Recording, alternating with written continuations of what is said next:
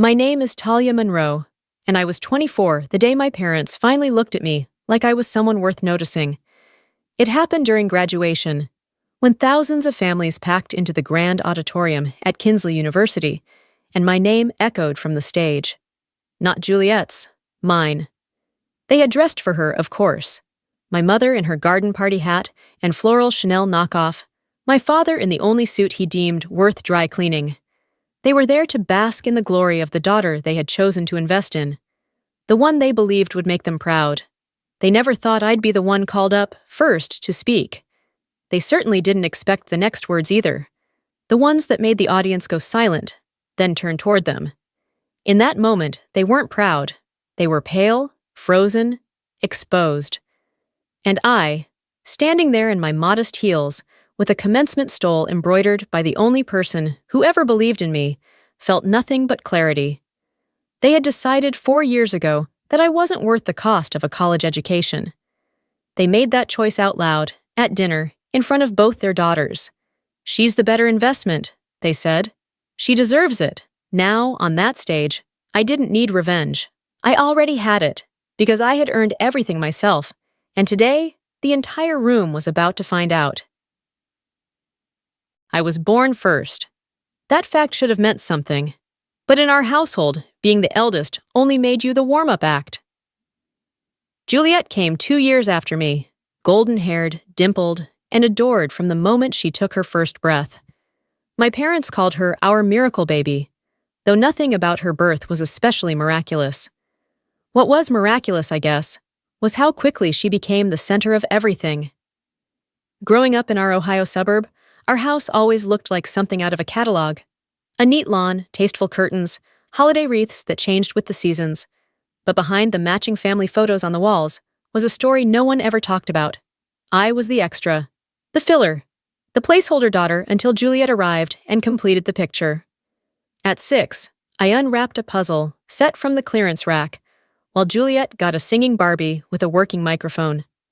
At 10, she got a birthday party with a magician and custom cake, while I had a pizza night with leftover streamers from last year. The justifications were always gentle, always polite. "Juliet's at an age where she needs more encouragement," Mom would say. Or, "You're so mature for your age, Talia. You understand, don't you?" And I did. I understood perfectly. In middle school, I started competing in math tournaments and business club projects. Anything I could use to stand out. When I won second place in the state business simulation contest, I brought home the certificate like it was a golden ticket. My father skimmed it while glancing at Juliet's dance recital schedule. "Nice work," he said, not unkindly. "But don't forget, she has rehearsal Saturday." By high school, it became less about winning their attention and more about building something of my own. I started doing freelance logo design for local cafes and small businesses. I taught myself how to run online ads and manage social media accounts. I figured if no one was going to hand me a ladder, I'd build one myself. Juliet? She joined student council, got voted homecoming princess, and developed a flair for political science. She had a knack for saying the right thing in front of the right people. I had a knack for staying up until 3 a.m. fixing a client's website crash before school. When it came time for college applications, we both ended up eyeing Kinsley University, she for political science, me for digital marketing and entrepreneurship. It was a surprise when we both got in. A bigger surprise when we got the letters on the same day. I came home with trembling hands, barely able to open the envelope. When I read congratulations, I cried. All the hours, the freelance gigs, the isolation, it had paid off. I told my parents that night at dinner. "I got into Kinsley," I said, my voice shaking with joy. Dad looked up from his phone. "Oh? That's good news." Before I could even take another breath, the front door burst open, and Juliet came twirling in with her own envelope. "I got in too," she squealed. "Political science program. They called me personally." Suddenly, it was champagne and toasts, plans for campus visits, and gushing phone calls to relatives. No one remembered I had said it first, or at all. 2 weeks later, at dinner, my father cleared his throat and looked at Juliet like she was the only person in the room. "We've decided," he said, "to cover Juliet's tuition in full. We want her to focus entirely on school. No financial distractions." I waited. I waited for him to say something about me. To acknowledge that I, too, had gotten in, that I had just as much right to be supported. But nothing came. So I asked, quietly, "What about me?" He didn't blink. "Talia, we only have enough for one of you, and Juliet's always had more direction." My mother reached across the table as if to soften the blow. "You're independent, sweetheart. You'll find a way. You always do." Then came the words that would echo in my head for years. "She deserves it." And the unspoken, "You don't." I didn't cry that night, not in front of them. I cleared my plate, smiled thinly, and walked upstairs with the weight of a verdict just handed down. But behind the closed door, I broke. They had decided. My future wasn't worth investing in. So I did what I'd always done when they turned away. I started building without them. The next morning, while Juliet shopped for dorm room lights with Mom, I buried myself in scholarship applications. I wrote essay after essay between shifts at the grocery store, skipped lunches to finish FAFSA forms in the school library, and spent evenings researching student loans. With help from Miss Kessler, my counselor, and a work-study grant, I scraped together enough for my first year. Kinsley was going to happen, with or without them. While Juliet moved into a newly decorated dorm suite, I moved into a peeling 2-bedroom apartment 45 minutes from campus, shared with strangers and home to moldy grout and unreliable heat. They had movers and matching luggage. I had second-hand boxes and my own 2 hands. Mom offered me old twin sheets the night before I left. It was the closest she came to acknowledging I was leaving for college, too. I worked 2 jobs, library assistant and late-night waitress, and attended every business class I could fit. I learned how to do assignments while bussing tables, how to record lectures to listen while folding laundry.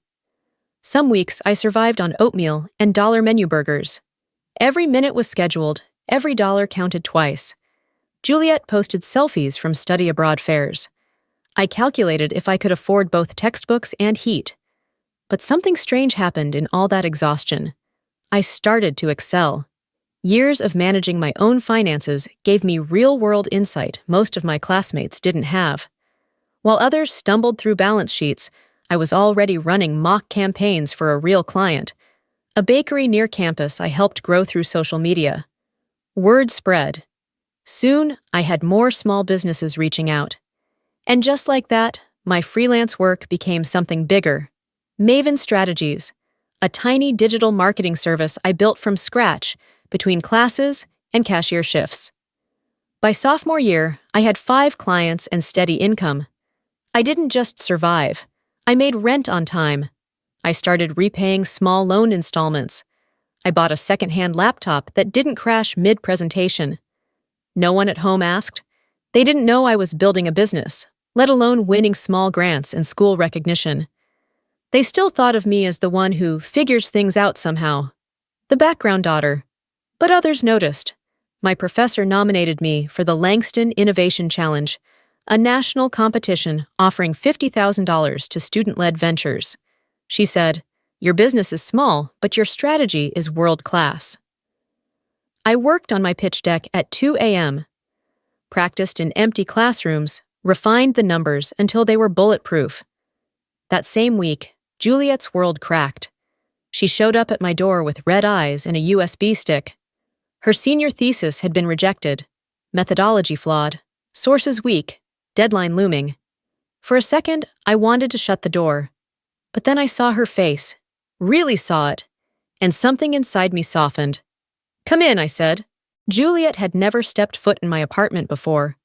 She stood on the front step, in her usual neat blazer, eyes tired, holding her laptop like it was a life preserver. Her voice was quieter than I'd ever heard it. "I'm failing," she said, "and I don't know how to fix it." For a second, I said nothing. The girl who had coasted through life with applause and advantage was finally drowning. And she'd come to me. I didn't gloat. I didn't remind her what it felt like to be overlooked. I just stepped back. "Come in." She sat at my kitchen table while I read through her thesis. It was all over the place. Weak research, no structure, citations a mess. I could tell she'd never had to struggle before, not like this. You need to start over, I said. You're missing a spine. Juliet didn't flinch. I know. We rebuilt it from the ground up. Structure, research design, argument flow. She listened without protest. That alone surprised me. Around night 3, she started noticing things. The sticky notes lining my walls, the spreadsheets tracking client campaigns, the bags under my eyes. You really built all this? She asked, gesturing to the screen where I was balancing project timelines. I had to. Her voice softened. Why didn't you ever tell me? I paused. Would you have believed me if I had? She didn't answer, but her silence said she wasn't sure. After that, she kept coming over, not just for help, but to observe, to understand. She asked about Maven, about how I got clients, how I managed time, how I'd never cracked under pressure. Mom and Dad never asked about this? She said once, brows furrowed. No, they assume I'm fine. She started speaking up in front of them. When Mom offered to sponsor a policy internship in Boston, Juliet declined. I think it's Talia's turn, she said. She's the one doing real work. They didn't argue, they just looked confused. Meanwhile, Maven was growing faster than I could have predicted. Professor Hensley pulled me aside one day after class and said, apply for the Langston Innovation Challenge. Don't think about it, just do it. It was a national business competition, $50,000, and elite mentorship. The kind of thing that changed everything. I spent every spare moment preparing. I rewrote my business model, collected client testimonials, practiced my pitch in classrooms after hours. I didn't aim to impress. I aimed to be undeniable. I made the finals. The day of the competition, I stood before a panel of corporate executives and told the truth. About building from nothing. About clients who couldn't afford agencies but needed real marketing to survive. About how my scarcity had become strategy. When they called my name as the winner, I didn't cry. I felt still, centered. It was the first time success didn't feel like survival. It felt earned. Kinsley ran the article the next day. Student wins National Innovation Award with six-figure business. My name, my face, my story. I didn't send it to my parents. But Juliet did. She texted me later. They saw it. They were geared quiet. I think they finally get it now. I didn't answer. I didn't need to. A week later, Dean Adler asked me to meet in her office. We'd like you to give this year's commencement speech, she said, smiling. I blinked. Seriously? You've built something extraordinary. You represent who we hope our students become. I said yes before I even sat down. There'll also be special recognitions during the ceremony, she added. Just be prepared for a spotlight. That weekend, our parents hosted a graduation dinner for Juliet. I was invited, technically, but my name wasn't anywhere. Not on the banner, not in the toast, not in the photo slideshow. I said nothing. I smiled through it. Until Uncle Ray leaned over and asked, Talia, didn't I hear you won something big? Dad laughed. Oh, she's always been resourceful. Got her little projects going. Juliet's eyes narrowed. You mean the national business competition she won? The company she built while getting a 4.0 question mark? She's giving the graduation speech tomorrow and you haven't told anyone. The room went quiet. Mom blinked. She didn't tell us. Juliet folded her arms. You didn't ask. That night, Grandma Maeve called me. You ready for tomorrow, sweetheart? I looked at myself in the mirror, older, sharper, stronger. I've been ready for years. Graduation morning was bright, cloudless, and almost surreal. The university auditorium buzzed with families finding seats, programs fluttering like wings, flashes from proud parents' cameras bouncing off polished floors. I waited with the other graduates behind the curtain, cap tightened, gown pressed. Beneath it, I wore the one new dress I'd bought all year. Draped across my shoulders was a stole, custom embroidered by Grandma Maeve. She builds her own sky. Juliet found me in the lineup. You good? She whispered. I nodded. Better than good. The processional music started.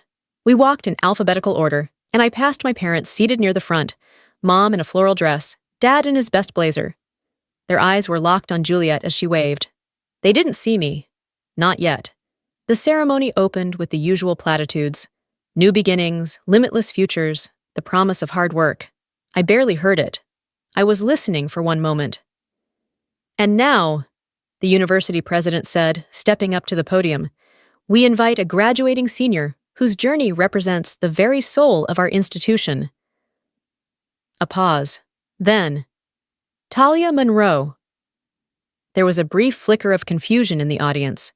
Then the clapping started. As I rose and walked toward the stage, I caught the moment it hit them. My parents' faces changed. Confusion first, then recognition, then a stunned blankness, a frozen attempt to smile. But it was too late. Everyone was looking, and I was already climbing the stairs. I stood at the mic, took a breath, and began. 4 years ago, I stood outside this campus, holding my acceptance letter in one hand and a list of unpaid invoices in the other. I had no funding, no backup plan, and no guarantees. But I came anyway. I talked about resilience, not just the buzzword version, but the kind that shows up when no one is clapping. I talked about building something from scratch while working 2 jobs and living on instant noodles. I talked about rejection and the fire it lit in me. I didn't name my parents. I didn't need to. The most important thing I've learned, I said, voice steady, is that the value others place on you doesn't define your worth. Their vision of you might be limited, but that's their limitation, not yours. Applause started before I even left the stage. President Adler returned to the microphone. And now, she said with a smile, some recognitions. First came the Langston Innovation Challenge. The audience clapped louder. Then the university-wide Entrepreneurship Award. Then the announcement that I'd been selected for a full-time strategy role at Whitestone Consulting, one of the country's leading firms. Then she said it. What many may not know is that Miss Monroe accomplished all this without any financial support from family. She self-funded her entire education while building a 6-figure business from the ground up. The crowd shifted. People looked around. At me, at the front row, at my parents. They sat stiffly, eyes locked forward. Trapped in a spotlight they couldn't explain away. The final announcement came like a signature on a contract. In recognition of her extraordinary determination, the university is proud to launch the Talia Monroe Scholarship for Resilient Leadership, supporting students who fight for their education despite adversity. A standing ovation followed. Juliet stood first. Grandma Maeve, beaming, squeezed my hand when I returned to my seat. I told you, she whispered. They see you now. After the ceremony, families poured out into the quad. I took photos with my mentors, hugged classmates, and posed beside Juliet, who insisted on a goofy cap-tilt shot. My parents waited nearby, awkward and stiff. Finally, Dad stepped forward. That was unexpected, he said, trying to laugh. You've been holding out on us. I looked him straight in the eye. I haven't been holding anything. You just never asked. He swallowed hard. Mom tried to recover. We're proud of you, sweetheart. Truly. Thanks, I said calmly. But I stopped needing your pride a long time ago. Juliet moved beside me, slipping her arm around my shoulders. You know, everything she said up there? You could have known it all sooner. You just chose not to see. Other relatives lingered nearby, watching, listening. The myth of our perfect family was dissolving under the weight of facts too public to ignore. Dad cleared his throat. We were actually thinking, if you need help with your new apartment deposit, we could contribute. My smile didn't reach my eyes. I appreciate the offer, but Whitestone's already covering relocation, and my signing bonus handled the rest. Mom flinched. Of course, Dad muttered. As they stepped back, Grandma Maeve took my hand. Let's go. Zoe and your team are waiting at the business school reception. Juliet hesitated, then looked at our parents. I'm going too. We left together. The reception was bright and alive with real warmth. Mentors who believed in me, peers who respected me, and the small circle that had helped me build everything from the ground up. Professor Hensley handed me a glass of champagne. "You earned every second of this," she said. Photos were taken, toasts made. And when the campus photographer asked for a family picture, I gestured to Grandma Maeve and Juliet. "This is my family." Later, as we left, I got a text from Mom. "Dinner at the house at 7? To celebrate?" I showed it to Juliet. She shrugged. "Want to go?" I thought for a long moment. "Yeah," I said. "Let's." Not for them, but for me. To walk into that room, stand tall, and remind them, I never needed to be chosen to become exceptional. They just failed to notice until the world did.